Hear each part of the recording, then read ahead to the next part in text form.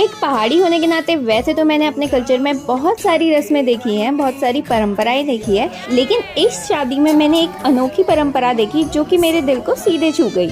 जड़ों से जुड़ने की खूबसूरत मिसाल, पहाड़ी दिल को भी भा गई ये मिट्टी पूजन की रस्म। आज मैं आपको बताऊंगी कि इस पूजा का महत्व क्या है और शादी से पहले ही इस पूजा को क्यों किया जाता है। इस रस्म में घर की महिलाएं, विशेष रूप से दूल्हे की माँ, चाची, बुआ, भाभी और बहनें पारंपरिक लोकगीत गाती हैं और साथ ही साथ यहाँ पे 5 सुहागनें एक दूसरे के सिंदूर लगाते हैं और पूरी पूजा करते हुए घर से किसी साफ स्थान, खेत, तालाब के किनारे या नदी के पास जाती हैं।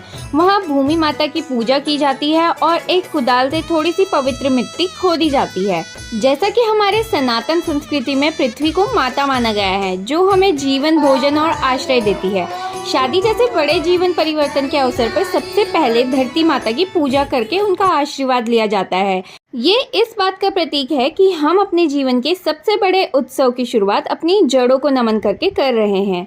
और लोक कथाओं में भी ऐसा कहा जाता है कि जब भगवान श्री राम और माता सीता का विवाह हुआ था, तब जनकपुर और अयोध्या में भी इसी तरह भूमि पूजन किया गया था, जो कि बेहद धूमधाम से किया गया था। तभी से यह परंपरा पीढ़ियों से चली आ रही है।